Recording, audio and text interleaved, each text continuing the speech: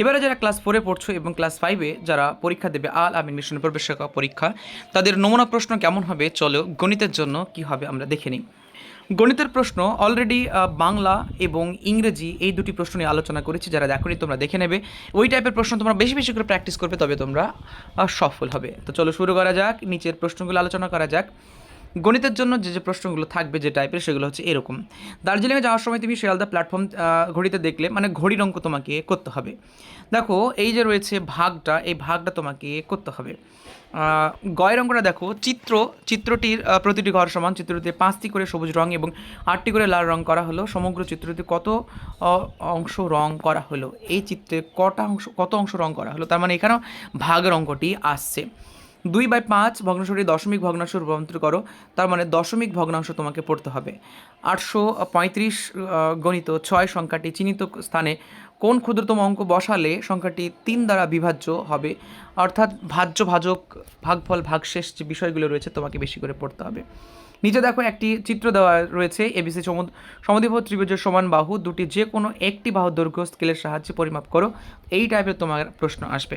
শূন্যস্থান পূরণ করো, ভাজ্য, ভাজক, ভাগফল, ভাগশেষ যেটা রয়েছে সেই সূত্রটা তোমাকে ভালো করে পড়তে হবে। 714 দিন কত সপ্তাহ হয় সেটা তোমাকে বার করতে হবে। এবার দেখো দু এক কথায় প্রশ্ন, এই দিকে আরও রয়েছে ম্যাথে রয়েছে 7/9 প্লাস ড্যাশ বাই এত, এই যে শূন্যস্থান ঘরগুলো রয়েছে এতে কী বসবে তোমাকে করতে হবে।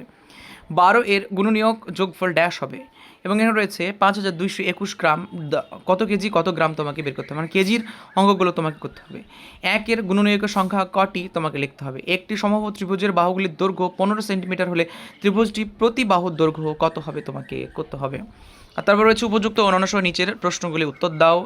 80 রয়েছে 8097 এই অঙ্কগুলির মধ্যে গঠিত 4 অঙ্কের বৃহত্তম এবং ক্ষুদ্রতম সংখ্যা দুটির বিয়োগফল তোমাকে করতে হবে। একটি বাঁশের 1/8 অংশ কাদায়, 3/5 অংশ জলে ও বাকি 2/1/5 অংশ মিটার জলের উপরে আছে, বাঁশটির দৈর্ঘ্য কত তোমাকে বের করতে হবে। এরপর রয়েছে 0 পয়েন্ট এত লঘিষ্ঠ আকারে সামান্য ভগ্নাংশ পরিণত করো, এবং 8 এবং 14 সংখ্যা দুটির সবচেয়ে ছোট সাধারণ গুণিতকটি নির্ণয় করো। বিষম ত্রিভুজের কাকে বলে চিত্রসহ লেখো, এবং নিচের যে চিত্র আছে কটি ত্রিভুজ আছে তোমাকে খুঁজে বার করতে হবে। এই টাইপের প্রশ্ন তোমাকে আসবে। তো বেশি বেশি করে তোমরা যারা গণিত স্যারের কাছে পড়ো বা মা বাবার কাছে পড়ো, তোমরা এই টাইপের প্রশ্নগুলো বেশি বেশি করে প্র্যাকটিস করো।